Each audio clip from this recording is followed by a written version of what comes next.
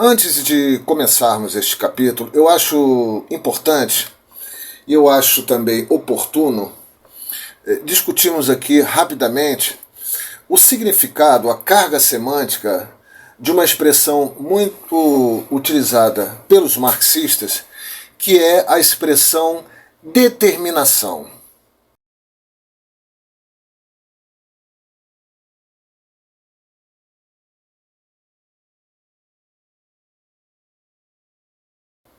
Ou determinações. Determinações, em última instância, o que viria a ser, qual é a carga semântica desta expressão determinação? O que são determinações, no nosso caso específico, determinações de natureza histórico-social, ou, melhor dizendo, determinações históricas. Mas eu prefiro começar falando de determinações ligadas ao mundo natural, às ciências da natureza, para que, de forma didática, a gente chegue à compreensão das determinações socioculturais, sociohistóricas, que é o objeto do nosso interesse aqui. Bom, a lei da gravidade é uma lei que diz o quê? Que todos os objetos que possuem matéria naturalmente serão atraídos para o centro do planeta. Portanto, não adianta eu, na minha cabeça, imaginar que seja possível vencer a lei da gravidade e resolva pular de um edifício de 10 andares.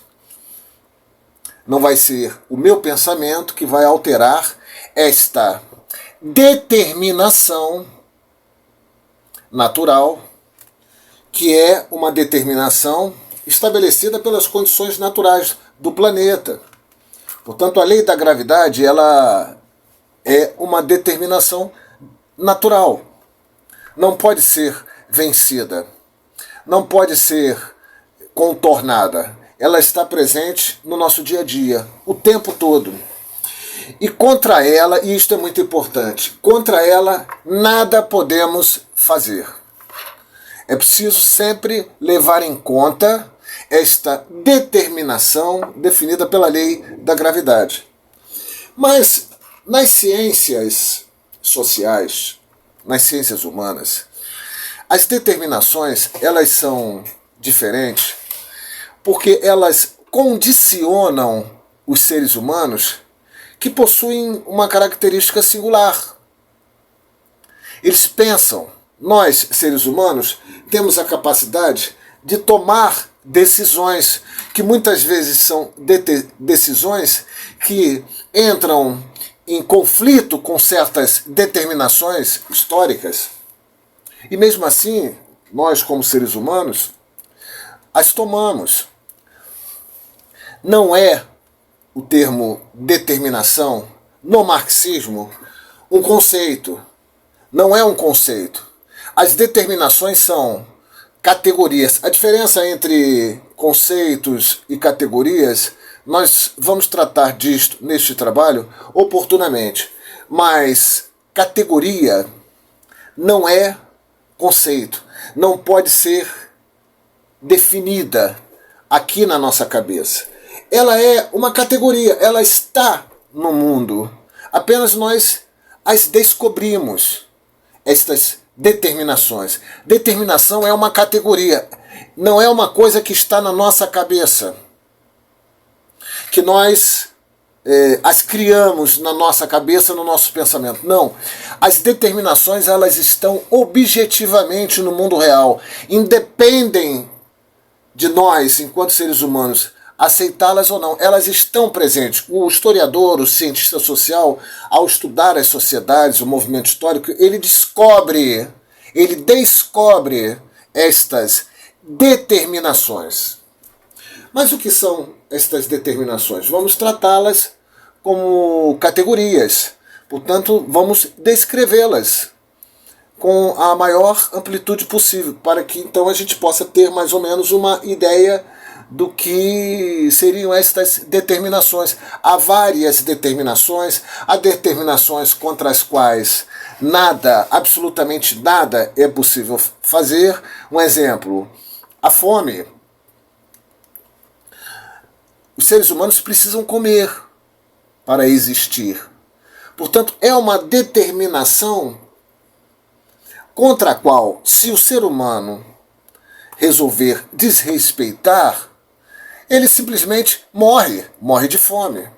Portanto, esta é uma determinação, a necessidade de buscar alimentos, que tem uma influência muito forte no processo histórico. Quando você vê, por exemplo, no caso da Roma Antiga, o Estado romano distribuindo trigo para atenuar contradições entre a plebe e o patriciado.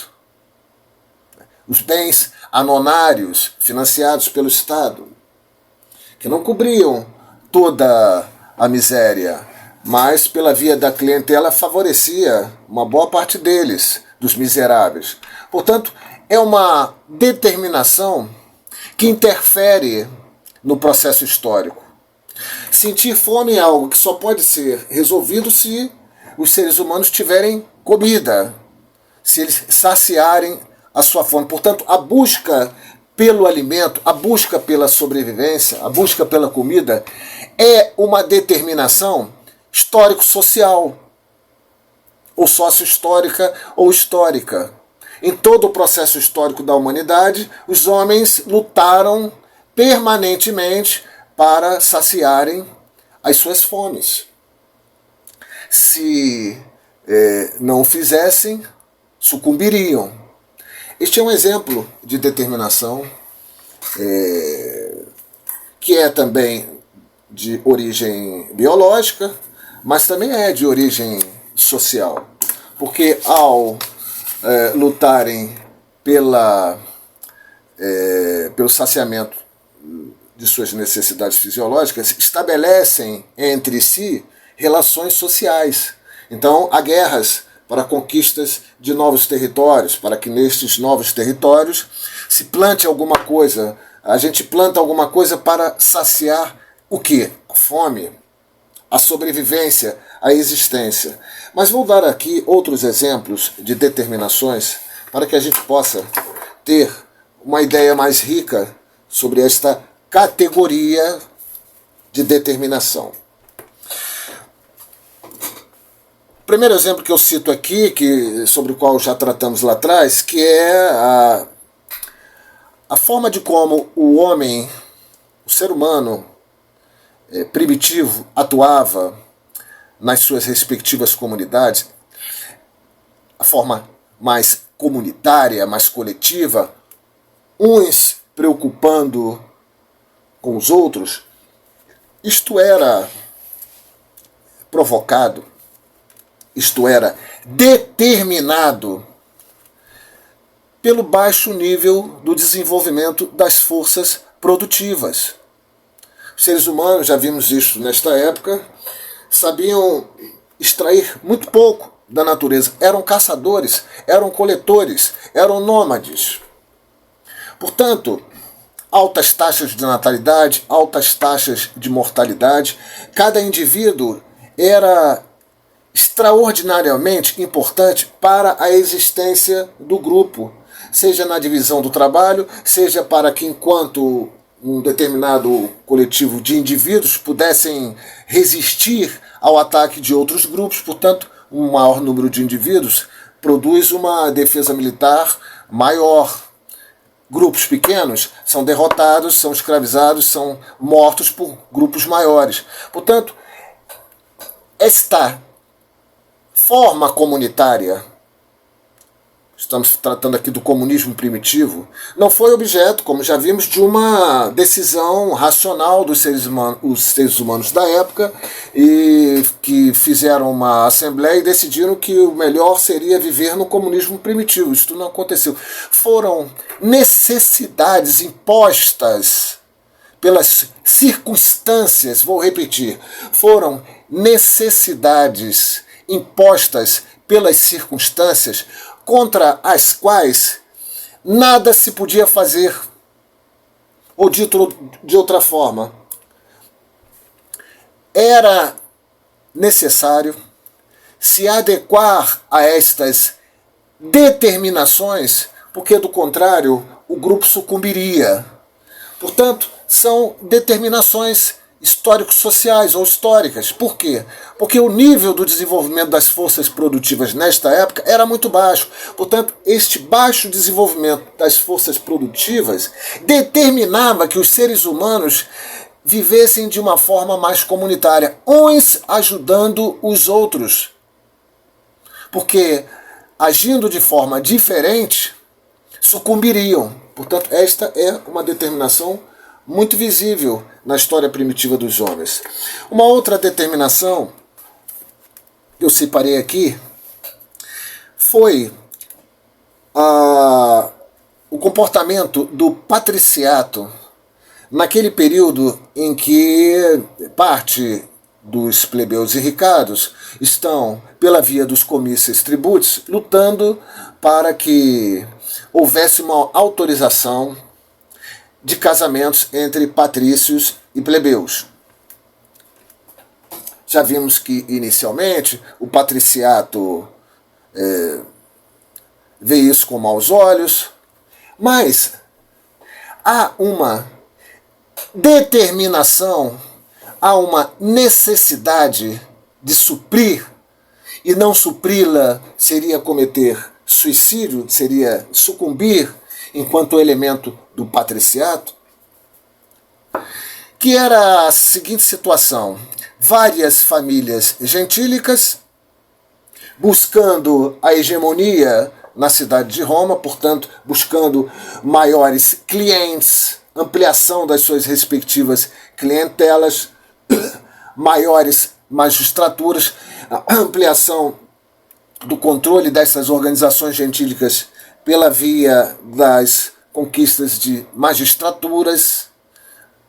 Uma organização gentílica que tem um cônsul, seguramente que tem informações privilegiadas. Uma organização gentílica que tem questores que assessoram os senadores, esta organização gentílica tem também informações privilegiadas, tem prestígio, tem importância, enfim, vários elementos que constituíam, nesta época, uma luta intestina entre as organizações gentílicas, cada uma delas buscando a hegemonia política, para que, através desta hegemonia política, tivessem um maior acesso às riquezas, tanto de Roma como provenientes da expansão. Esta necessidade, esta determinação, este condicionamento, esta condição imposta pelas condições históricos-sociais de Roma deste período, fez com que o patriciato aceitasse a aprovação da lei Canuleia, que permitia o casamento entre patrícios e plebeus. E por quê? Porque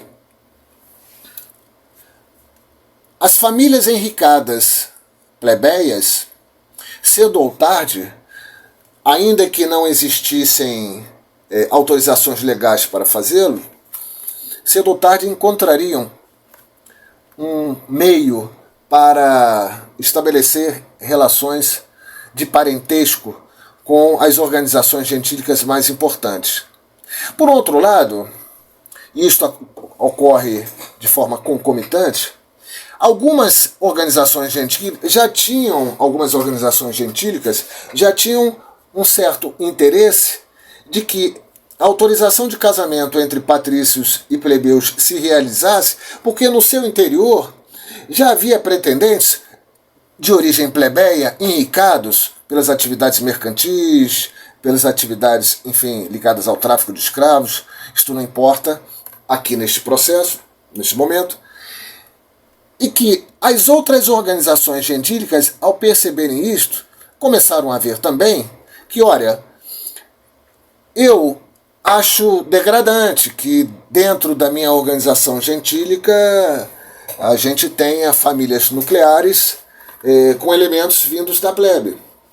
Mas se eu não o fizer, enquanto patriarca dos patriarcas de várias famílias nucleares inseridas numa organização gentílica poderosa. Se eu não autorizar este casamento, ou se eu me recusar, dizer não a todos os elementos da minha organização gentílica a fazerem casamentos com elementos do plebeus enricados, as outras organizações gentílicas o farão. Portanto, as outras organizações gentílicas, elas vão produzir casamentos com elementos enricados da classe plebeia, e a partir deste mecanismo, pela via dos casamentos mistos, pela via da constituição das nobilitas, estas organizações gentílicas que competem com a minha vão ampliar as suas clientelas, vão ampliar a sua hegemonia dentro da cidade de Roma, e eu vou ficar para trás. Portanto, eu também, a contragosto, aceito que elementos da minha organização gentílica estabeleçam casamentos com elementos enricados de natureza plebeia. Por que assim ajo? Porque se eu não o fizer, eu estou cometendo suicídio. Eu estou indo contra a um tipo de determinação que pode ser desrespeitada, mas que tem um preço muito caro a pagar. Que determinação é essa? Que imposição estabelecida pelas circunstâncias fizeram com que estes patriarcas importantes, estes elementos importantes do patriciato, aceitassem os casamentos entre patrícios e plebeus? Foi justamente o fato de que, se eles não o fizessem, os outros fariam, e ele ficaria para trás. Portanto, é nesta percepção de uma determinação que só se compreende examinando a totalidade do processo. Não se compreende este tipo de determinação aqui examinando o comportamento do indivíduo, mas o comportamento do indivíduo na sua relação com os outros indivíduos, o comportamento de uma organização gentílica na sua relação com as outras organizações gentílicas. E aí o historiador descobre, ele não inventou esta determinação, ele descobriu. É uma categoria, ele descobriu esta determinação e ele relata esta determinação. Ou seja, são determinações sócio-históricas, contra as quais quem se rebelar pagará um preço altíssimo. E, portanto, embora na história a gente encontre em várias determinações exceções, as exceções, em geral, apenas confirmam a regra.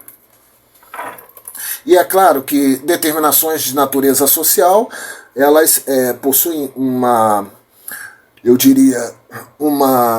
probabilidade de não serem tão exatas quanto as determinações impostas pela natureza, citando aqui novamente a lei da gravidade. Há várias nuances, há várias interferências, há várias atitudes dos seres humanos que podem subverter, criar dificuldades para que estas determinações de fato se cumpram no processo, mas elas estão lá presentes. Vou dar mais alguns 2 exemplos ou 3 para que este termo determinação fique bastante claro. As guerras da antiguidade clássica. Por que os povos lutavam o tempo todo entre si? Já vimos isto, mas vale a pena relembrar. Porque se uma etnia, se uma cidade-estado, se uma civilização não luta constantemente para se fortalecer militarmente no seu próprio território e expandir, e notem, eu estou falando aqui em expandir o seu território, expandir a sua civilização, se ela não tenta, ao menos fazer isto, estas cidades-estados, estes povos, estas etnias, sabem muito bem que elas encontrarão outros povos, outras cidades-estados que estarão fazendo isto que ela não está conseguindo fazer, ou seja, aumentando o poderio militar, preparando-se para a expansão e ocupação de territórios de outras cidades-estados, de outras etnias. Portanto, as guerras da antiguidade, elas sofrem a influência de uma determinação histórico-social. E que determinação é esta? Olha, notem, eu não estou definindo conceitualmente o termo determinação. Eu estou tentando descrever com fatos concretos o significado, a carga semântica desta expressão determinação. Portanto, na antiguidade clássica, ou você é colônia, ou você é metrópole, ou você se expande e oprime os outros povos, derrota os outros povos, coloniza os outros povos, ou você, por várias razões, não consegue se expandir, não consegue se fortalecer, e sabe que cedo ou tarde se converterá numa colônia, numa civilização dominada, ocupada, administrada, oprimida por outros povos, por outras cidades-estados. Portanto, é este conjunto de condicionamentos que forçam os estados, as cidades-estados, as elites de cada uma destas cidades-estados. Estas determinações empurram, condicionam, pressionam estas elites para que façam tudo para aumentarem os seus respectivos poderios militares e se expandam. Este é um tipo de determinação contra a qual aquela cidade-estado, aquela etnia, se simplesmente desprezar, pagará um preço alto por isto. Portanto, é um tipo de determinação, é um tipo de ordem, vamos dizer assim, dada pelas circunstâncias sócio-históricas, porque a palavra determinação nos lembra o quê? Alguém que determina alguma coisa. Quem é este ente que determina que as cidades-estados, neste período, entrassem em conflito entre si? Quem é este ente? São as circunstâncias históricos, sociais, que só podem ser compreendidas na sua totalidade. Eu não entendo o comportamento de uma cidade-estado como Roma, tentando se militarizar ao máximo, tentando crescer o seu poderio militar e pensando numa expansão. Eu não explico este comportamento sem explicar Roma e as suas cidades limítrofes, as suas cidades-estados limítrofes. É a relação de Roma com estas cidades e é a relação de todas estas cidades entre si e com Roma que produzem um tipo de circunstância, um ente que determina que, se não fizer desta forma, pagará um preço altíssimo por isto. Portanto, é um tipo de determinação, e o termo é determinação, contra a qual os seres humanos, na sua totalidade, muito pouco podem fazer.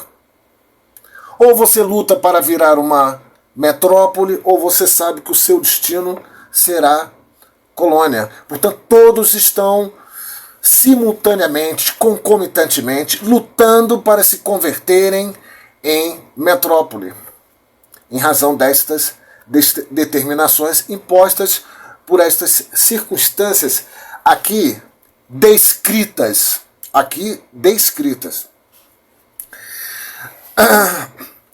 Um penúltimo exemplo para compreendermos o que significa esta expressão determinação. Na contemporaneidade, a exploração das empresas capitalistas contra os seus proletários, contra os seus operários. Ora, na competição entre as empresas capitalistas, vamos citar aqui o exemplo das indústrias. A indústria que pega o lucro que ela obteve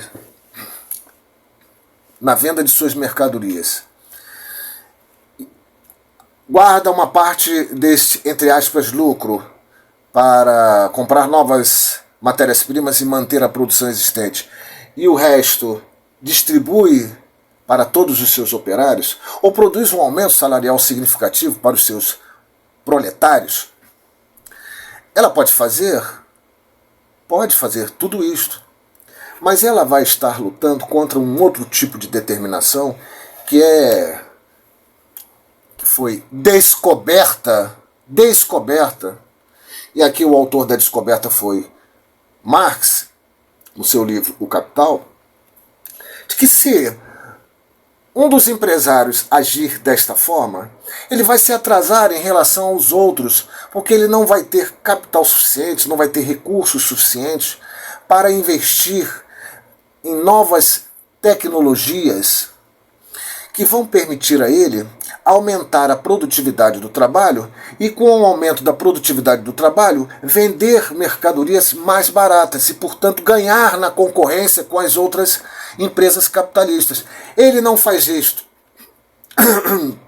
Aliás, ele aumenta os salários dos seus trabalhadores, diminui a renda suficiente para ser investida em pesquisa, em novas tecnologias. Os outros não. Os outros acumulam mais capital, portanto possuem mais capital para investir em novas tecnologias, vão comprar máquinas de outros países, enfim, aumentam a sua produtividade, e este capitalista que distribui melhor o seu lucro, entre aspas, para os seus operários, se atrasa. Portanto, se eu, enquanto capitalista, não fizer aquilo que é necessário para, na relação que eu tenho com os outros capitalistas do meu ramo industrial, disputando com eles o mercado, se eu não fizer o máximo possível para acumular o máximo de capital, para que com este acúmulo de capital eu possa investir maciçamente em novas tecnologias para derrotar meus concorrentes, tentando vender mercadorias mais baratas,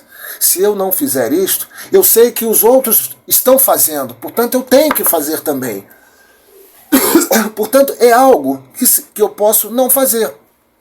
Mas já vejo na próxima crise do capitalismo que eu não sobreviverei a ela e vou ter que vender a minha indústria para os capitalistas do meu ramo, comprá-las a preço vil.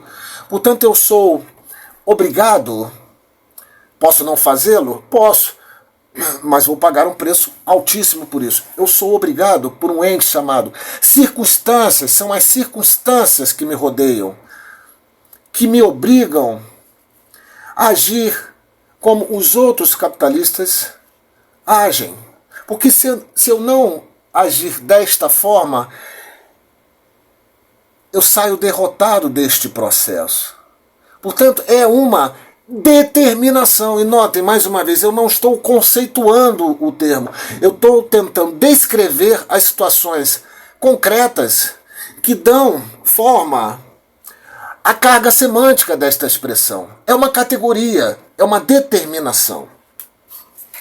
E por último, uma própria citação do Marx, no seu livro O 18 Brumário, que é muito curta, mas também que expressa uma determinação contra a qual nós nada podemos fazer. E esta aqui é uma daquelas determinações que realmente não nos dão possibilidade de negá-las.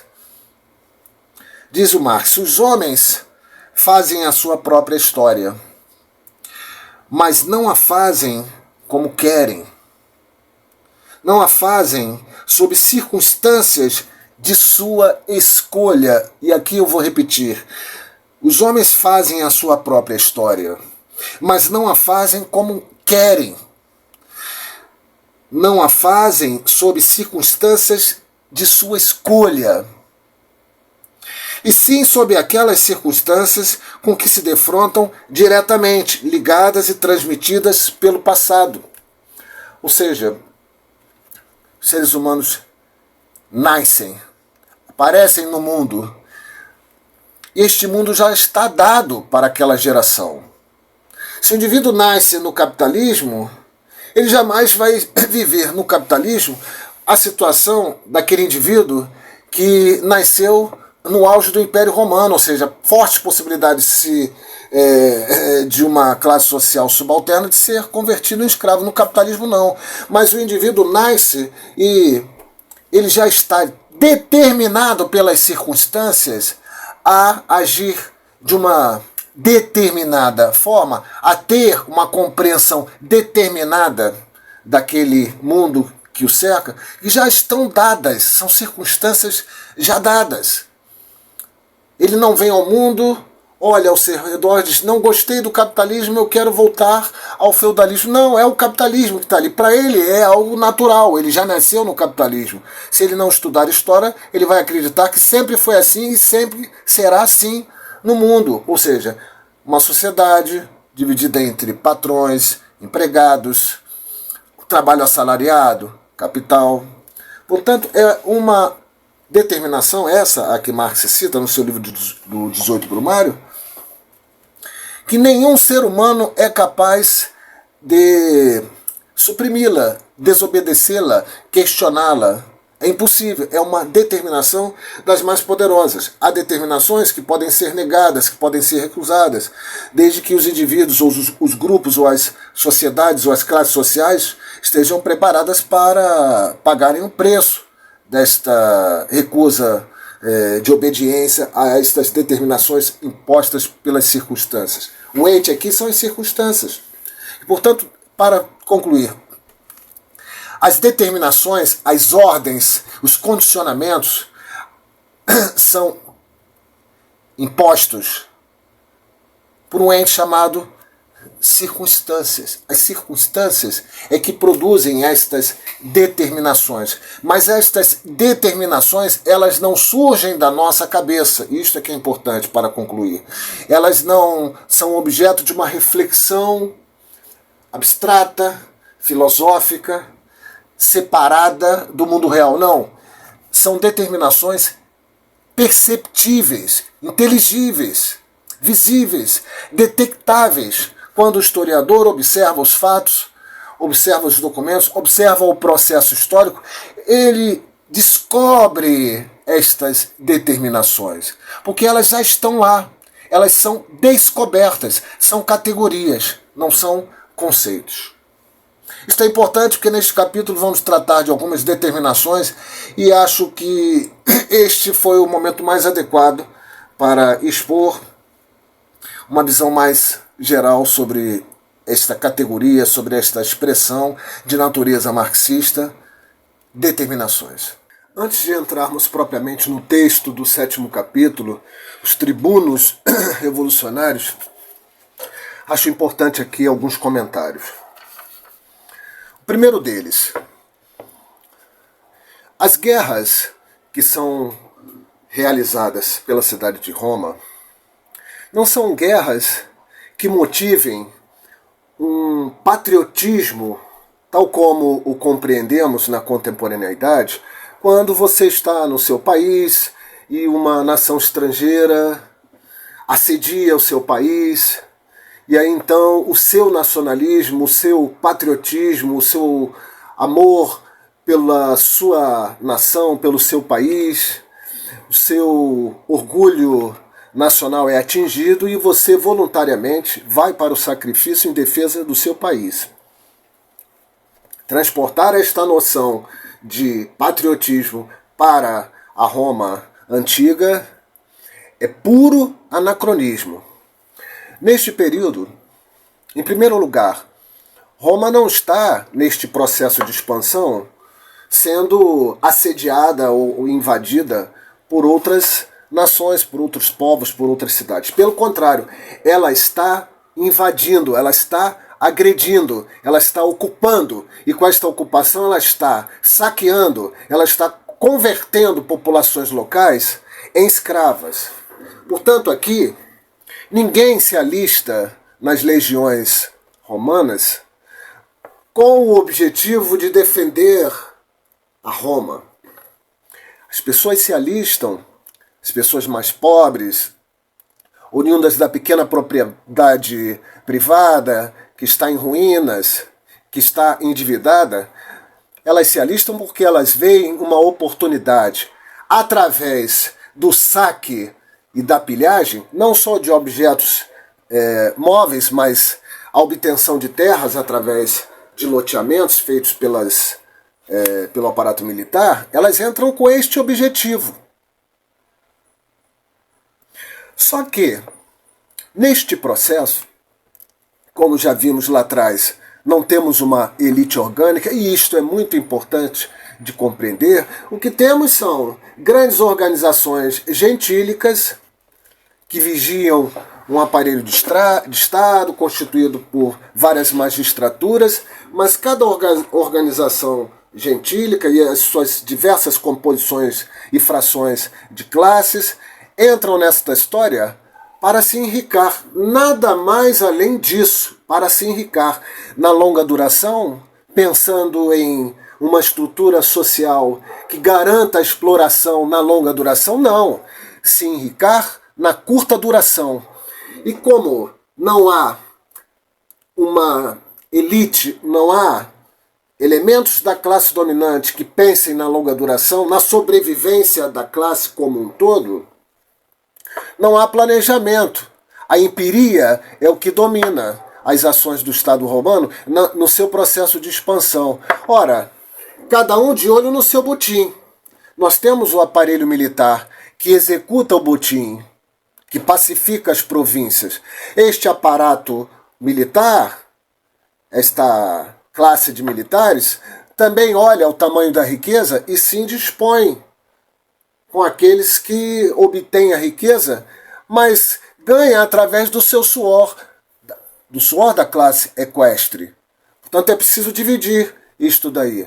Do jeito que está, não está certo.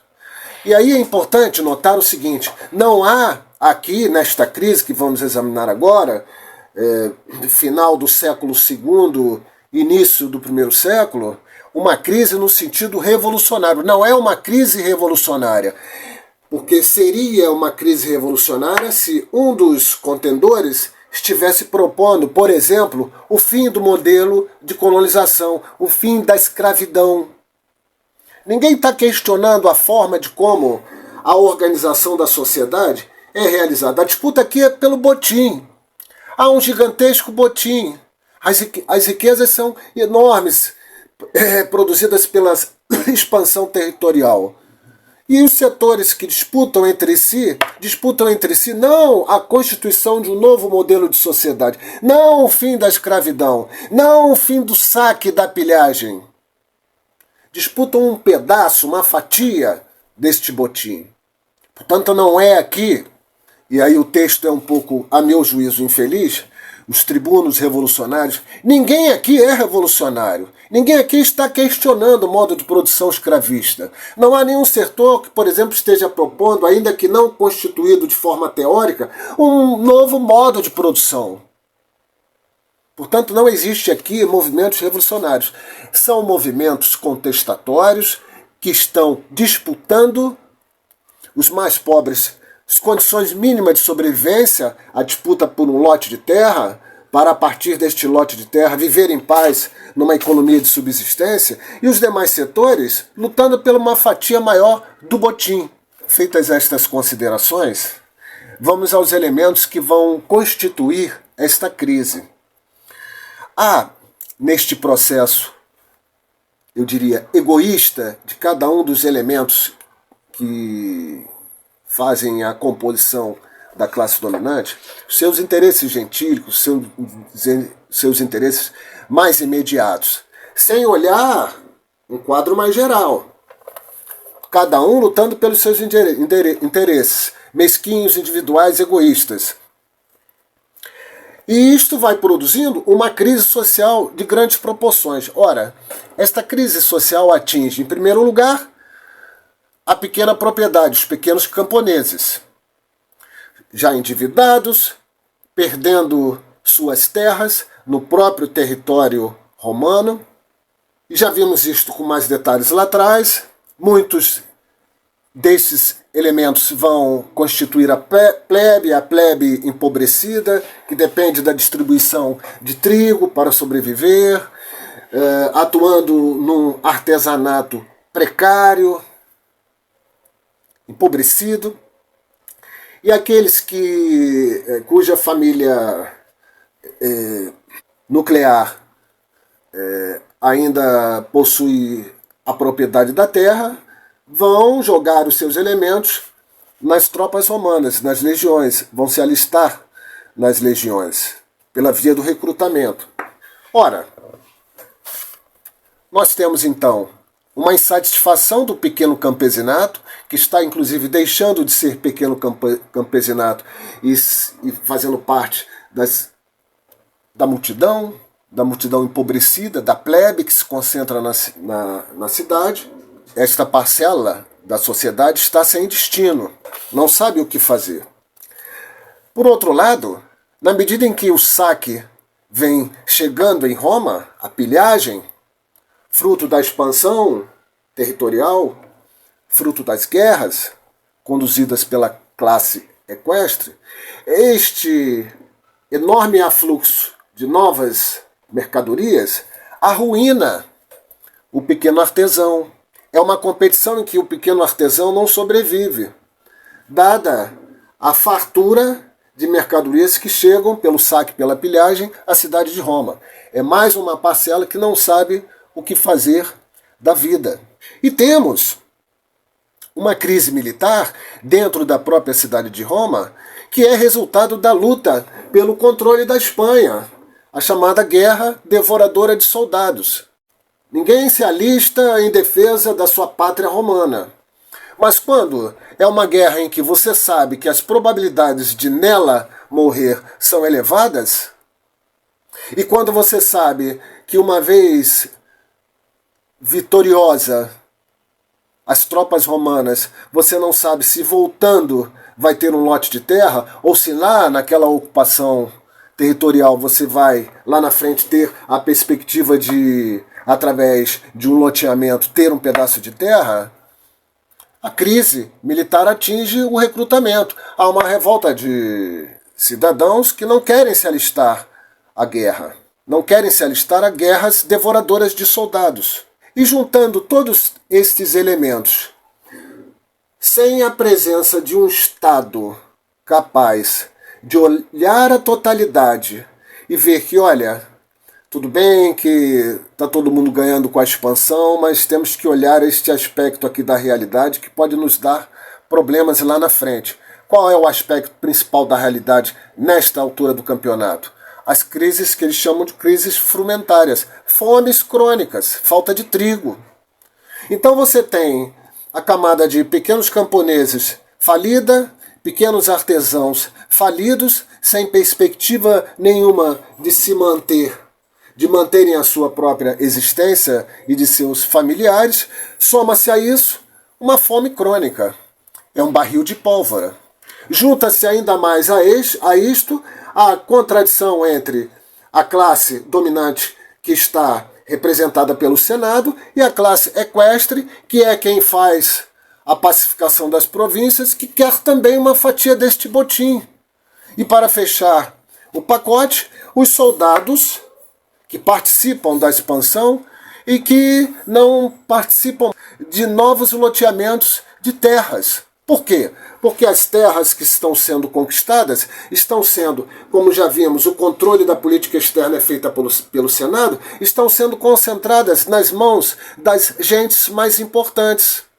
E o que sobra, o que é mais absurdo ainda, é a possibilidade de utilizar esta terra pela via do arrendamento, o que constitui um absurdo para quem participou da expansão. E este arrendamento é pago como? Não sabemos. Não temos uma história econômica de Roma. E é a partir destas observações mais gerais que vamos adentrar no texto. E para finalizar, adicionando a todas estas contradições que dizem respeito aos cidadãos romanos, aqueles elementos que estão vinculados a Roma, temos as próprias regiões da Itália, entendendo aqui a Itália como uma parte não especificamente pertencente a Roma, a parte onde não se conseguiu ainda a cidadania. São aqui as elites locais. As elites locais aceitam a dominação romana, mas o tratamento que o Estado romano dá a estas elites locais da Itália ainda é um tratamento de cidade que domina, cidade que é dominada. Elite que domina, elite que é dominada. Portanto, no próprio texto, a gente nota o quê? Que Estas elites são vistas pelas regiões mais longínquas como elites também romanas, mas dentro da própria Itália são tratadas por Roma como elites subordinadas, dominadas, exploradas. Há conflitos também entre o centro e a periferia. Portanto, é uma síntese de múltiplas determinações extremamente complexas e o texto vai tentar enfrentar esta crise da melhor maneira possível. Mas é preciso inserir todas estas contradições aqui ditas, crises internas que dizem respeito a uma falência do pequeno campesinato, a uma falência em função da chegada do botim do pequeno artesão, crises de fome, porque não temos um Estado que vê na longa duração o planejamento para que estas crises sociais não atinjam níveis importantes. Por outro lado, não há nenhum projeto revolucionário aqui, né? É apenas uma disputa pelo botim. E, no plano mais externo, a classe equestre, que quer também uma fatia deste botim, e as classes dominantes locais da periferia de Roma, digamos assim, que também querem uma fatia deste botim.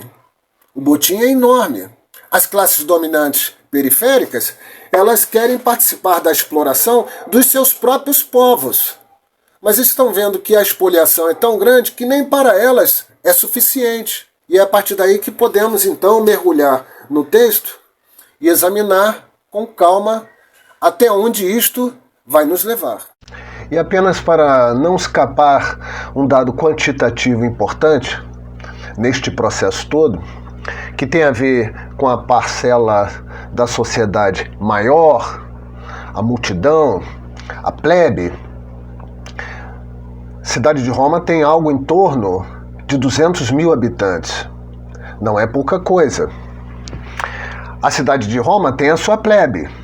Mas as cidades satélites, que estão já sob o domínio de Roma, também possuem a sua plebe, que experimenta uma exploração brutal, colonial, que com certeza retoma, e isto não temos fontes suficientes para saber como isto se deu, retoma aquelas antigas contradições que atingiam as classes dominantes satélites e que pedem socorro às legiões romanas.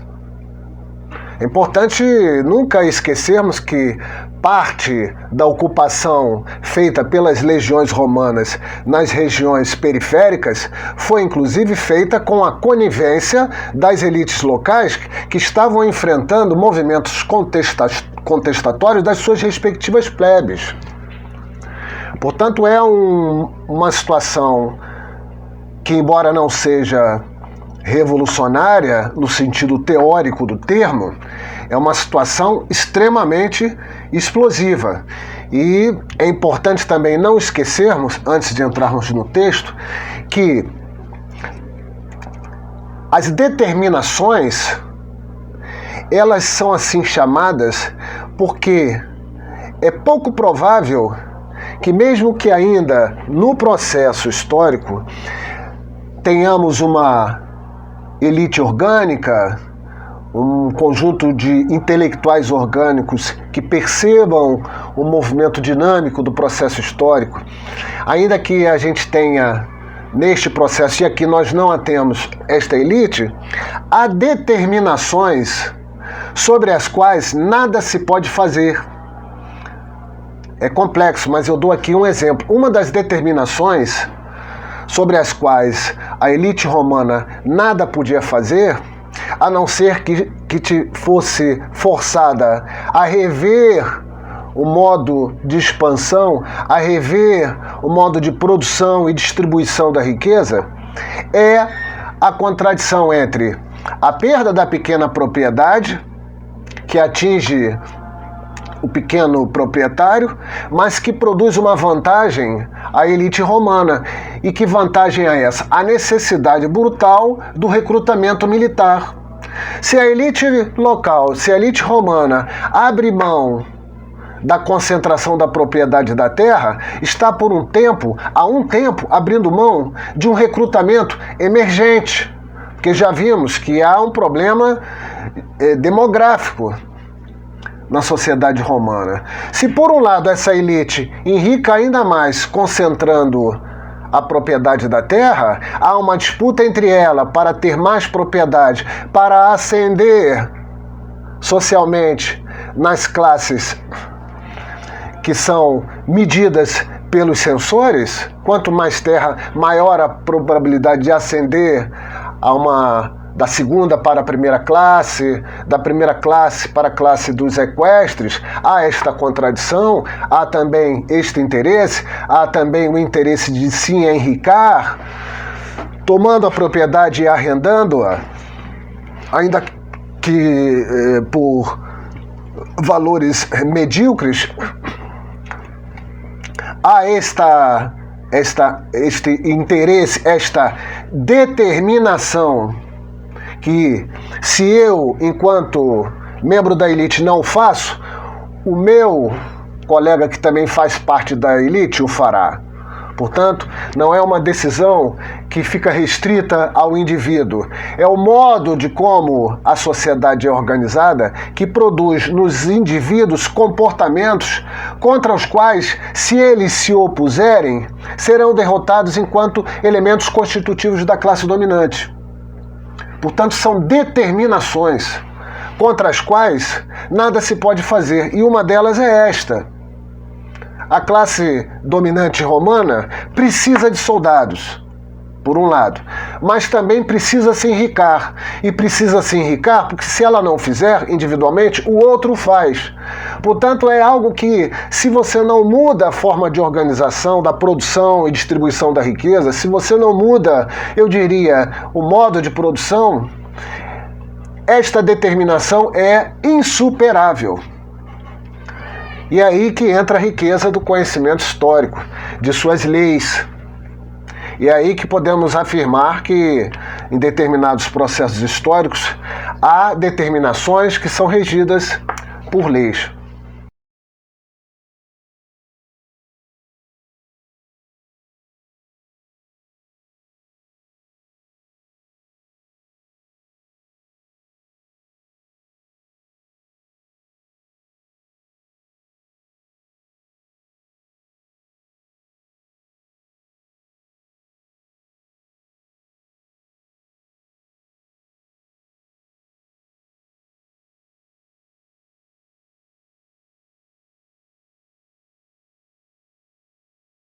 Portanto, é este um conjunto de determinações, algumas secundárias, algumas centrais, que vão produzir uma crise de grandes proporções. O tamanho desta crise, a historiografia sabe bem pouco, mas é uma crise que vai, como vimos lá atrás, como resultado da expansão, que começam a surgir as províncias.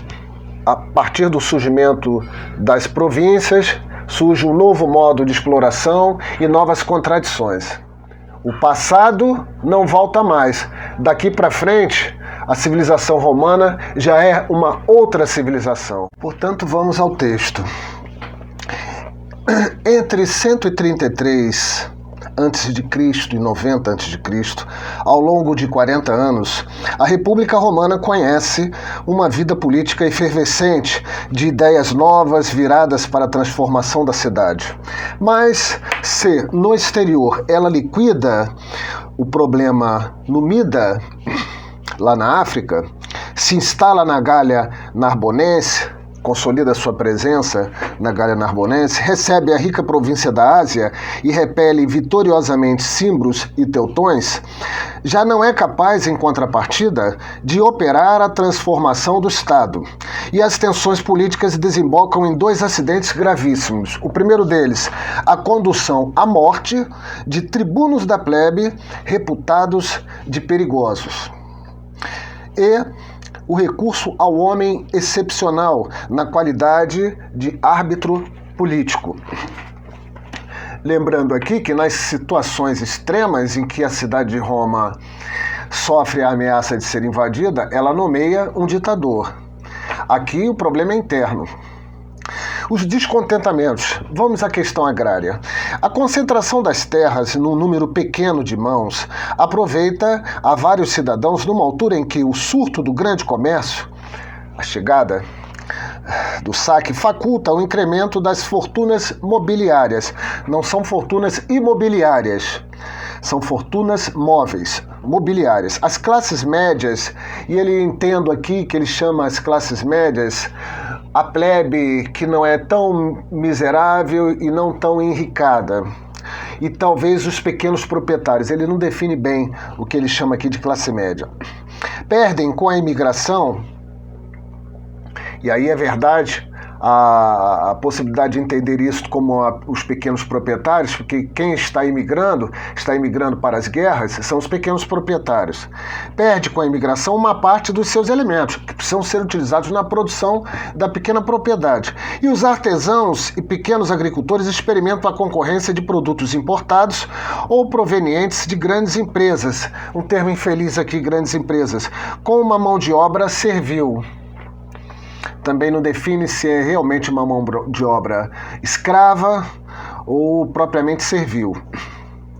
Mas aqui eu acredito que os autores estejam efetivamente querendo dizer mão de obra escrava. Há uma diminuição relativa da classe média e um depauperamento dos seus elementos. Nunca viremos a possuir os dados numéricos sobre este fenômeno. E não é necessariamente obrigatório pensar-se na hipótese de uma perturbação afetando as fortunas da maioria dos cidadãos. Muito pelo contrário, há uma concentração de fortunas num polo e o empobrecimento no outro polo. Mas numa economia muito próxima da agricultura de subsistência, o segundo terço do século II conhece as hesitações sobre o valor relativo do ouro e da prata, bem como movimentos sociais. Não é seguro fazer uma relação direta aqui entre o valor relativo do ouro e da prata, ou seja, a desvalorização do ouro e da prata e as crises sociais. Mas tudo bem. A tudo isto acrescem as dificuldades da Guerra de Espanha, aquela que devora soldados, que provocou uma recusa do serviço militar e crises frumentárias. Surgem reivindicações e o arcaísmo das estruturas e do pensamento econômico privilegiou uma delas, a exigência de terras. Como exigir terras fosse uma postura arcaica. Qual seria a outra alternativa? O povo romano é proprietário em Itália. O povo romano, não o povo italiano. O povo romano é proprietário em Itália, por direito de conquista, de numerosas terras, talvez 1/3 dos solos, 1/3 da Itália. Estas terras são, em parte, arrendadas. Em parte, elas são estéreis, não servem para nada, mas também largamente assambarcadas pelos grandes proprietários romanos, ou italianos, em alguns casos, que aumentam, sem esforço, os seus fundos. Os loteamentos agrários, deduções de colônias novas, as colônias são ocupadas, os territórios são ocupados, e se retirava de parte destes territórios ocupados algum tipo de loteamento para os soldados, para, enfim, a colonização, estabilização da região, enfim. Os loteamentos agrários, deduções de colônias novas, estão interrompidos faz tempo. Não seria justo retomá-los? O cônsul Hélio pensou em fazê-lo em 140 a.C., abandonando logo de seguida a sua proposta. Mas o problema mantém-se atual. Em Esparta, Nabis procedeu a uma redistribuição semelhante das terras entre os cidadãos 100 anos antes, um século antes. A Grécia consegue dar uma freada no latifúndio. A esta reivindicação principal junta-se o escândalo da administração demasiado oligárquica. Notem, é menos aristocrática, porque com o casamento entre patrícios e plebeus, a origem gentílica pesa menos, mas é uma organização oligárquica. Não é ainda, e nunca foi, uma organização republicana. Só é republicana no nome. do ponto de vista formal, é oligárquica. A esta reivindicação principal junta-se o escândalo da administração demasiado oligárquica, com a confiscação das magistraturas, que é uma tradição, e a ausência de controle sobre a gestão dos países conquistados. O controle, teoricamente, é do Senado. A ordem equestre, que, notem, não tem o direito legal de questionar as decisões do Senado sobre a política externa, que enriquece e cresce, julga-se lesada. Ela enriquece, ela cresce, mas não enriquece aquilo que acha o suficiente, dado o seu esforço. Caramba, são eles que pacificam as províncias, são eles que fazem o trabalho mais pesado, que é a guerra. E aí os autores continuam tratando de outros elementos constitutivos desta crise, as relações entre os italianos e os romanos. Muitos dos aliados tentaram escapar à hegemonia romana, mostrando-se favoráveis à vinda vitoriosa de Aníbal nas guerras púnicas. Mas estes são duramente castigados, estes que mudaram de lado, e os romanos comportam-se ainda na Itália como um país conquistador. Lembrando que ao término da Segunda Guerra Púnica, Roma passa a atuar na Sicília e dentro da própria Itália com uma brutalidade nunca vista até então. Entretanto, esta mesma Itália permanece profundamente diversa e a língua latina está longe de ter triunfado.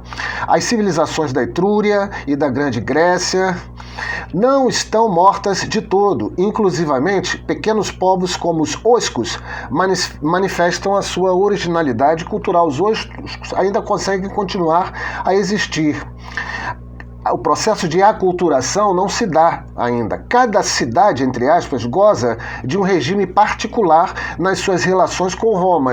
Lembrando que, como a atuação externa de Roma é empírica, cada situação é uma situação singular. Vai de acordo com o comportamento da elite local, vai de acordo com a gens que está ali tratando dos interesses que supostamente são os interesses do Estado romano. Então, cada situação, cada ocupação é típica e singular e possui as suas características muito próprias. Não há, lembrando, protocolos de expansão, protocolos de ocupação. Então, cada uma dessas cidades goza de um regime particular nas suas relações com Roma, mesmo distinguindo dos outros italianos aqueles que beneficiam de um direito latino. Quase igualdade civil, mas não política, com os romanos, ou seja, há situações em que os acordos com a elite local são tão favoráveis que as aproximam das condições de cidadania romana, embora ainda não a tenham atingido. Em face destes autonomismos locais, longe de oferecer a assimilação, Roma pratica, pelo contrário, uma política de obstrução da cidade, não cedendo já à qualidade de cidadão e conservando estritamente as diferenças de estatutos jurídicos. Os mais ricos entre os italianos encontram-se, por isso, numa posição inconfortável. Fora da Itália, são assimilados aos romanos e associados à exploração dos países conquistados. Mas na Itália, limitam-se a ser antigos vencidos, as mais das vezes menosprezados. Menosprezados em que sentido? Eles não têm o direito de participar das magistraturas. Não são cidadãos romanos. Isto é um problema. Indispensáveis aos romanos pelo envio dos seus contingentes militares, eles contribuem com os contingentes militares, mas não têm acesso às magistraturas. Associados às suas empresas comerciais, saque, pilhagem. Empresa comercial aqui é quase que sinônimo de guerra, saque e pilhagem. Eles tecem laços inumeráveis de clientela, que atravessa todo o processo. Organização clientelista e organização gentílica são permanências históricas que vão existir até o fim do Império Romano, de amizade ou de negócios com os principais nobres, e reclamam de futuro a igualdade. Eles querem também a cidadania. Não obstante, as reivindicações dos cidadãos pobres das cidades satélites também, dos cavaleiros e das elites italianas, ou seja, da estrutura militar das cidades satélites, que contribuem com as suas tropas também para o esforço de ampliação do império, não coincidem necessariamente. As tropas das cidades satélites também não podem participar dos comícios centuriates, manifestando cada grupo o seu egoísmo e, em muitos casos, sendo as alianças exclusivamente táticas. Portanto, aqui mais uma das contradições, a contradição entre as elites locais e a elite romana. E aí ele continua tratando dos Gracos. A obra revolucionária de Tibério Graco. Já vimos aqui, é preciso colocar aspas neste revolucionário. 2 irmãos pertencentes aos mais ricos e aos mais nobres romanos, Tibério Semprônio Graco, eleito para o tribunato da plebe em 133 a.C., e Caio, o outro irmão, em 123 e 122, portanto aqui nós já notamos que já é autorizada a reeleição de cônsules, tentaram pôr termo ao imobilismo, a resolver algumas contradições, utilizando uma magistratura que há uma vintena de anos vinha manifestando um novo vigor. Os comícios tributis. Tibério consegue a reintrodução dos loteamentos do território público, das ágeis públicas, que estavam sendo, entre aspas, roubadas pelo Senado, por algumas organizações gentílicas que estavam dentro do aparelho do Estado pelas magistraturas ocupadas, de forma a proporcionar o mínimo vital para garantir uma certa estabilidade. Notem, não é um projeto de reforma agrária revolucionário, e inclusive um certo bem-estar aos cidadãos pobres, e aumentar a classe média, no seio da qual se recrutavam os soldados. E aqui confirma aquilo que eu disse lá atrás, os autores consideram classe média os pequenos proprietários, plantéis de soldados, as pequenas propriedades. Um dos seus colegas, Otávio, que também é tribuno da plebe, intercedeu contra o projeto, usou do seu direito de intercessio. Tibério, fato inaudito, obriga-o, esse Otávio, que exerceu seu direito de intercessio, obriga-o a renunciar através dos comícios tributi, e a lei é aprovada, fato inédito. Ele foi eleito e tinha o seu mandato garantido. Já não era uma questão de uns quantos loteamentos, mas sim a distribuição para todos os cidadãos pobres voluntários com recuperação dos territórios usurpados. Que territórios usurpados são esses? As terras públicas. A comissão triunviral, que devia aplicar esta lei agrária, tinha, portanto, uma tarefa imensa. E os seus membros eram nomeados vitaliciamente, o que é uma novidade também, com poder jurisdicional, primeira alteração no princípio de anuidade das magistraturas. Entretanto, são os 3 escolhidos no seio de uma mesma família, o qual poderia, deste modo, fazer crescer desmesuradamente a sua clientela, tornando-se cada colono seu devedor. Devedor no sentido de relação entre cliente e padrinho. E este detalhe é importante porque mostra que os irmãos Gracos, embora percebam que é necessário fazer alguma coisa para aliviar as contradições, são superados pelos seus interesses mais restritos, mais gentílicos, no sentido de que, em primeiro lugar, os 3 que vão conduzir este processo pertencem à mesma gens, e, em segundo, ao controlar o processo, vão usá-lo também para ampliar a clientela da sua própria gens. Isto não vai ser aceito. Uma outra iniciativa de Tibério Graco, foi a reeleição possível ao tribunato da plebe, por isso o irmão dele consegue se reeleger, que constituiu o corolário lógico da possibilidade de destituir a moda ateniense, isto aconteceu em Atenas, e no decurso do exercício, os tribunos que os comícios julgassem indignos. Ele tira o primeiro, o Otávio, que tenta usar do seu direito de intercessio para impedir tal reforma, o que não garante que ele também vai continuar fazendo o mesmo para os próximos tribunos da plebe eleitos. Tibério pagou com a vida esta valorização do tribunato. Mas depois dele, estas medidas, embora criticadas, entraram nos hábitos correntes. Vamos ver isso lá na frente. O programa político de Caio Graco, irmão de Tibério Graco. Caio, por sua vez, manifestou uma audácia ainda maior. E um vasto plano de reformas foi delineado, sendo muito difícil encontrar outro tipo de reforma semelhante. Para os problemas levantados pela exploração anárquica e discricionária das províncias, e aí ele já está tratando da exploração das províncias, entendeu Caio contribuir com uma solução. Uma lei retirou ao Senado a designação dos governadores. E foi antes das eleições consulares que as províncias foram indicadas para que os leitores compreendessem qual era a verdadeira aposta política, os eleitores. O júri encarregado de ouvir os provinciais lesados por maus governadores foi tirado também dos senadores e confiado aos cavaleiros, à classe equestre, para evitar que os mesmos fossem simultaneamente, os mesmos quem? Os senadores, juízes e partes constitutivas dos processos. Mas notem, aqui o júri, quando sai do Senado e passa para o controle da classe equestre, é uma vitória da classe equestre na disputa pelo botim.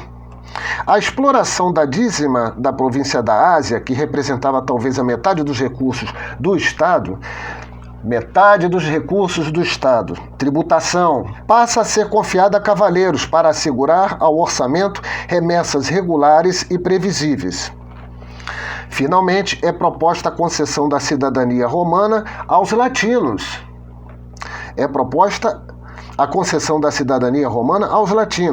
E a da cidade latina aos restantes italianos.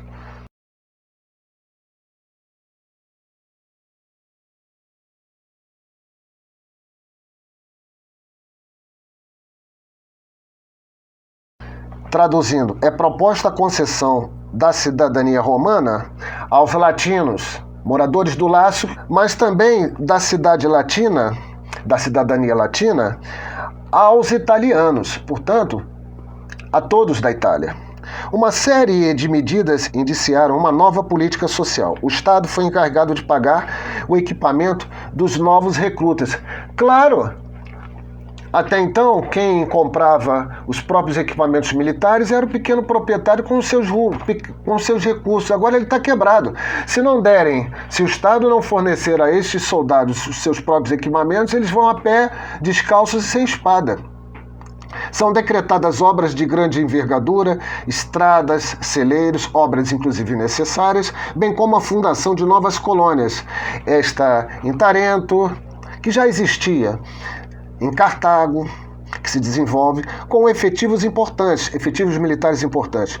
Um preço máximo de trigo é imposto em benefício dos populares, tentativa de combate à fome. Tudo isto não seria compreensível sem a vontade de fundar um princípio político novo e copiado do seu irmão, Tibério Graco. Quem está fazendo tudo isso, quem está propondo tudo isso é o Caio Graco. O da soberania popular. Uma lei proíbe que qualquer magistrado execute sem julgamento um cidadão romano. Uma outra expulsa do Senado todo magistrado que tenha sido deposto pelo povo. É o Senado também perdendo o seu poder para a parte das nobilitas que não estão representadas no Senado e que são compostas também por plebeus muito enricados. O poder político era assim dividido entre as suas categorias de notáveis, os senadores e os cavaleiros, ou seja, a classe equestre, e o povo via-se ser-lhe restituída uma parte dos lucros das conquistas. Que parte é essa? Preço controlado dos trigos, armamento financiado pelo Estado e algumas outras migalhas. As causas de um revés. Todo este vasto programa seria arruinado em várias etapas, as mais perceptíveis das quais, aos olhos dos contemporâneos, consistiram nos assassínios de Tibério e dos seus partidários, e depois no assassinato de Caio e seus adeptos. Todos os dois foram assassinados. Por que semelhante desaire? Em primeiro lugar, era por demais evidente que tanto Tibério como Caio não haviam respeitado as regras do jogo aristocrático e que se tinham arriscado com os seus loteamentos, o seu evergetismo. O que é evergetismo? São doações com o objetivo de produzir clientelas. O seu evergetismo do Estado, a abertura da cidade aos latinos, o fato de terem criado uma clientela tão numerosa que passou a ser maioritária nas assembleias. Quer dizer, eles conseguem, durante um pequeno período, até chegar a fazer algo parecido com isso. A sua permanência por longos anos em magistraturas importantes, triunvirato agrário e tribunato da plebe, fundaria tenazmente o seu poder, a exemplo de Péricles em Atenas. É uma história que ocorre também semelhante em Atenas. Ambos foram considerados traidores perigosos, o que é novo também, atraindo o primeiro o ódio dos assambarcadores da terra pública, as gentes que estavam se apropriando das ágeis públicos, que ele lhes expoliava. O segundo, a acusação de impiedade por haver ousado lotear o solo maldito de Cartago, mero pretexto. A isto juntavam-se também causas conjunturais, a chegada do dinheiro da Ásia e a votação da lei agrária desmobilizaram os partidários de Tibério, ao passo que Caio foi abandonado pelos homens de negócios, que ele não define quem são, provavelmente comerciantes ricos, membros plebeus enricados por suas atividades mercantis, que haviam obtido o que desejavam, e pelo povo, quando se pôs a questão de incluir os latinos, isto é muito importante notar, pelo povo, quando se pôs a questão de incluir os latinos, e notem aqui, não são os italianos, são os latinos, os moradores do Lácio, da mesma etnia dos habitantes de Roma. Não estamos falando aqui dos etruscos, não estamos falando aqui da totalidade da Itália, dos latinos, os habitantes do Lácio, que são da mesma etnia.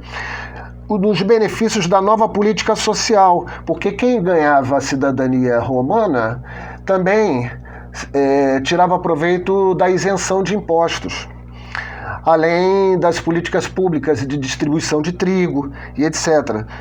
Sobrelanço de Lívio Druso, que leva a votar medidas demagógicas de pouca importância. É uma espécie de xenofobismo à moda antiga, à moda da história antiga. Quer dizer, você tem elementos empobrecidos da plebe que recebem uma proposta de ampliação dos seus direitos, mas eles não querem que estes direitos também sejam ampliados para os mesmos elementos que ocupam a sua posição de classe na cidade de Roma, mas que estão na periferia. Algo parecido com o xenofobismo contemporâneo. Se os motins são bem combinados, permitiram eliminar do caminho estes dois personagens tão incômodos, ao mesmo tempo que os latinos revoltosos de Fregelas eram duramente castigados a título de exemplo, todas as soluções avançadas pelos Gracos conservaram, no entanto, a sua atualidade. Lembrando que reforma agrária, medidas que diminuíam as contradições de classe, não eram propostas revolucionárias. Pode dizer-se, inclusivamente, que o seu martírio lhes conferiu uma publicidade muito maior, tanto mais que a liquidação das medidas graquianas não pôde ser imediata. A lei agrária de 133 só seria decisivamente enfraquecida em 129, 4 anos depois, e o seu avatar, de 123, o seu irmão, nos anos seguintes. A lei judicial conheceu a mesma erosão e determinadas leis, como a que incidia sobre as províncias, permaneceram em vigor. A importância da Revolução Graquiana. Por outro lado, aparece na vida política de Roma uma outra alteração decisiva. É usada a violência contra um magistrado inviolável, em 133, o assassinato de Tibério Graco. E o Senado utiliza o estado de sítio na ausência de todo e qualquer perigo exterior, algo que era usado quando a cidade estava sofrendo o risco de invasão e se nomeava um ditador. Isto ocorreu em 121 a.C., arrogando-se o direito de suspender as garantias institucionais E aqui, por tempo indeterminado, o que não ocorria no caso do ditador. O ditador tinha um prazo de 6 meses para resolver a questão. A esta ilegalidade, e esta ilegalidade expressa aqui o tamanho do problema, o tamanho da crise, a esta ilegalidade ainda se sobrepõe o recurso ao homem providencial, que os respectivos sucessos dos campos de batalha designam como árbitro ou chefe de partido. Quem é esse camarada? Cipião Emiliano, aquele que fraudou as eleições e foi nomeado cônsul e organiza a invasão de Cartago, que beneficiara de medidas exorbitantes para dirigir a Terceira Guerra Púnica e a seguir o cerco da Numância. Apresenta-se na qualidade de patrono dos italianos, patrono de toda a Itália, com o fim de enfraquecer a lei agrária, mas morre bastante oportunamente para os nobres no momento em que podia pretender a direção do Estado como um verdadeiro príncipe, antes mesmo do principado. Os romanos não distinguiam certamente o soldado do cidadão, o general do homem político, na medida em que estas funções eram exercidas alternadamente. De fato, o cônsul, ele era cônsul num período de 1 ano, às vezes 2. Depois dali ele ia para o Senado. Então não se via aquele indivíduo ali, na sua individualidade, como um militar, mas ele era ora um militar, ora um senador. Os romanos não distinguiam exatamente o soldado do cidadão, o general do homem político, na medida em que estas funções eram exercidas alternadamente. Mas a clientela graquiana opunha-se uma outra clientela bastante mais exterior à cidade, sobretudo ligada ao indivíduo. O massacre de 121 proporcionou a nobilitas uma dúzia de anos de tranquilidade no espaço, nos quais se destaca sobretudo uma família poderosa, a dos Caecili Matelli, que controlou as magistraturas supremas, mas as eleições consulares de 108 para 107 põem termo a este período de reação conservadora, ao escolherem Caio Mário. A forte personalidade deste homem domina daí em diante. Independentemente de estar presente ou ausente, a vida política romana até dezembro do ano 100 a.C., se bem que seja bastante difícil explicar tamanho sucesso. Caio Mário é um rico cavaleiro, da classe equestre, oriundo do pequeno burgo de Arpino, cuja carreira política se estreita como cliente dos Matelli. Ele é cliente dos Matelli, soldado corajoso de Cipião Emiliano, aquele que combateu na Terceira Guerra Púnica, na Espanha, tribuno da plebe em 119 e autor de uma lei profundamente aplaudida sobre o sigilo do voto nos comícios, ou seja, até então, até 119 a.C., a votação não era secreta. Foi pretor em 115, olha aí a carreira das honras. Foi pretor em 115, Mário derrota Jugurta em 105. Numa altura em que os generais do Senado eram vencidos na Gália Transalpina pelos Cimbros e os Teutões, cuja invasão transtornou a Itália. Mário é então ilegalmente reeleito para o consulado durante 5 anos consecutivos, de 104 a 100, acabando por vencer os Cimbros e os Teutões. Notamos aqui que aquela estrutura formal, que até então parecia estável, vai sendo rompida. E lembrando que lá atrás chegamos a comentar que quando a estrutura jurídico-política entra em contradição, os seus 2 elementos constitutivos, é necessário que alguma mudança nessa estrutura jurídico-política se dê. Aqui notamos o quê? Que há mudanças forçadas pelas circunstâncias, não debatidas nas assembleias, mas há uma forçação no sentido de alterar, ainda que não de forma, digamos, legal, a estrutura jurídica. Quer dizer, a reeleição, por exemplo, é imposta pelas circunstâncias e ninguém a questiona. É quase que a conversão de um direito positivo em direito consuetudinário. As medidas políticas atribuíveis ao seu crédito pessoal não constituíram objeto de leis. Deve-se-lhe, em primeiro lugar, a reforma do exército romano, mas segundo modalidades bastante precisas para nós. Neste período de crise militar, Mário tornou o recrutamento extensível, isto é muito importante, até o nível dos proletários voluntários, dos cidadãos sem fortuna. E este é o fator fundamental que teria como resultado um abaixamento regular do censo para efeitos de recrutamento de soldados. Isso aqui é muito importante porque até então, para pertencer às legiões romanas, era obrigatório possuir terras. Isto reflete o quê? Em primeiro lugar, a perda da propriedade da terra. Em segundo lugar, a necessidade de fragilizar os critérios de seleção e recrutamento para ampliar os efetivos militares. Atribui-se-lhe igualmente a uniformização do armamento e o emprego de uma tática que privilegia muito mais o efeito de massa, mas em boa verdade parece tratar-se unicamente de dois aspectos secundários de um esforço de guerra importante que recorre a numerosos recrutas inexperientes e que não tiveram posterioridade imediata. Mais um elemento que demonstra que a situação é grave e que não há mais aquela possibilidade de treinar tropas e, portanto, exige uma reconfiguração das colunas de combate de tal forma que aquele elemento sem treinamento possa participar numa delas. A doutrina militar vai se adequando às realidades socioeconômicas da sociedade que ela pretende defender. O recurso aos cidadãos pobres, em contrapartida, modificou o espírito do exército, já que estes novos soldados podiam encontrar no serviço militar mais que o mínimo vital, um meio de promoção social através do centurionado, da carreira militar. E, sobretudo, no âmbito do espólio, uma participação nos lucros da guerra.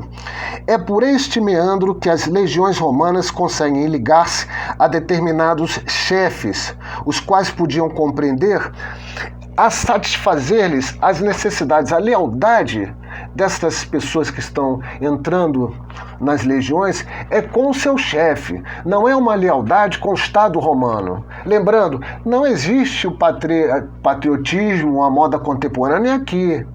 Pensar dessa forma é pensar de forma extremamente anacrônica. Saturnino e Glaucio abandonados. Bastante mais audaciosos do que Mário, emergem vários chefes políticos que se reclamam dos Gracos, representam os Gracos, as tradições dos Gracos, e de entre os quais se destacam Puleio Saturnino, tribuno também da plebe em 103 e 100.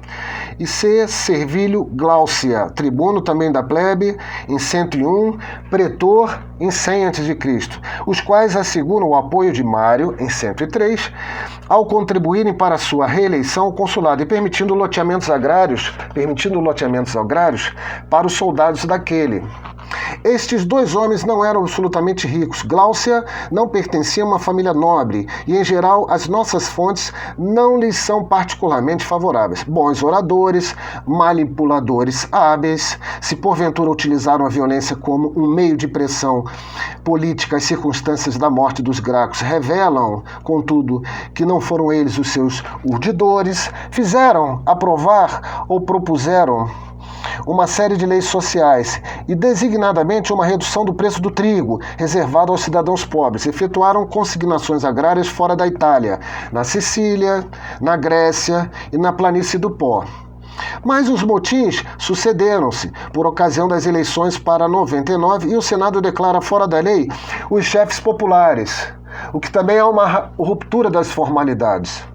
Mário, que não obtivera um 7º consulado, nem sequer a direção da guerra no Oriente, decide obedecer ao Senado e manda-os deter. Os nobres, porém, conseguem que eles sejam massacrados. A nobilitas triunfava mais uma vez, levando à morte os seus adversários, os tribunos da plebe que queriam fazer os loteamentos. Instalou-se a partir de então numa inércia ainda maior do que após a morte de Caio Graco. Há uma luta para dar uma aliviada nas contradições sociais. Esta luta é derrotada pelos setores mais reacionários. Em 92, a vida política reanima-se. Temos aí um interstício de 8, 9 anos. Subitamente, com um processo retumbante instaurado por um cavaleiro a um senador. Por um cavaleiro a um membro da classe equestre a um senador. Rutílio Rufo, de origem humilde, por causa de uma extorsão de fundos da Ásia, 5 anos antes. O acusado era provavelmente inocente. mas é condenado por um júri composto por cavaleiros, ou seja, pela classe equestre.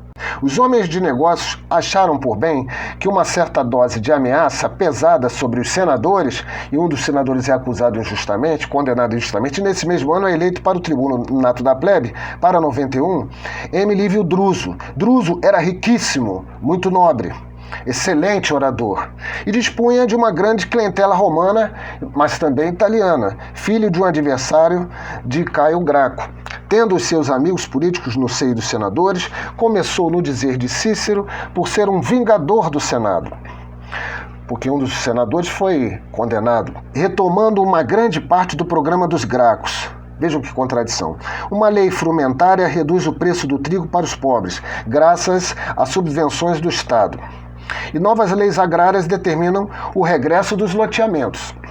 Conquistando popularidade, Druso pôde então lançar seu ataque contra os cavaleiros, homens de negócios, também fazendo aprovar uma lei que reintroduzia os senadores junto dos cavaleiros nos júris que examinavam as queixas sobre a administração das províncias, que os senadores haviam perdido, e que quase duplicava o Senado, de 300 para 500 ou 600 membros, para cobrir estes júris também, por meio da adjunção de cavaleiros que não eram homens de negócios. Por fim, coroando a sua política, os aliados da Itália, segundo uma proposta sua, receberiam a cidadania romana. Toda a Itália, a partir de então, receberia também a cidadania romana. Esta última medida respondia a um pedido premente dos italianos, excluídos das atribuições agrárias, por vezes desapossados por estas, e do alargamento do Senado. Então há uma concessão para que as elites satélites participem do Senado, ganhem a cidadania. Ora, este último, que aprovar as primeiras medidas, faz um súbito voltar atrás. E segundo uma proposta de um cônsul, anula por vício de forma, um pretexto religioso, todas as leis livianas já votadas. No dia seguinte, M. Lívio Druso é misteriosamente assassinado. Como entender a sua ação política? Sentir-se-ia prisioneiro das promessas feitas aos seus clientes italianos, ou quis, pelo contrário, utilizá-las num vasto empreendimento para se apoderar do poder? O seu programa retoma iniciativas graquianas e anuncia as reformas de Sila, mas se o seu patriotismo e a necessidade das reformas propostas são evidentes, já como homem era um indivíduo cheio de soberba e pouco popular. A plebe dificilmente podia ver nele um dos seus representantes verdadeiros. De fato, ele se apropria das reivindicações dos plebeus, mas não tinha a confiança dos plebeus, e abandonado pelos seus pares, ficou reduzido à impotência. A sua morte, por causa do seu papel de patrono dos italianos, levou estes italianos, isto aqui é muito importante, a perderem toda a esperança numa concessão amigável da cidade romana aos aliados, e os mais arrebatados revoltaram-se para o vingar e fundaram um novo Estado anti-romano. E aqui é mais uma das contradições entre centro e periferia. As cidades que não têm as suas reivindicações atendidas, como já vimos, querem se afastar, querem deixar de serem satélites de Roma e vão se organizar para tanto. Assim se encerra um período mal conhecido, mas deslumbrante, de fato, onde Roma aparece ainda como uma cidade que faz a aprendizagem dos grandes debates, onde se defrontam verdadeiras doutrinas políticas, muitas vezes escondidas e complicadas por questões pessoais, que forneceram as suas armas aos duelos oratórios da época ciceriana, mas as suas instituições tradicionais revelam-se impotentes, incapazes de se adaptarem, e a ilegalidade junta-se à violência. Hábito inaceitável, mas tentação permanente para cada partido. O princípio da anualidade das magistraturas, mandatos de um ano, foi abandonado no caso das duas mais importantes, o consulado e o tribunato da plebe. E são forjadas duas armas que podem legitimar todos os abusos possíveis em nome do interesse superior do Estado. Quais são estas duas armas? O Senatum Consultum Ultimatum, um ultimato pelo Senado, a acusação de lesa majestade. O que é curioso o termo, porque não estamos na monarquia ao povo romano por parte dos tribunos da plebe, ou seja, é o Senado que passa a condenar a crimes de lesa majestade alguns tribunos da plebe. Para fechar este capítulo, vamos ter uma ideia das dimensões quantitativas da proposta de Tibério Graco de reforma agrária.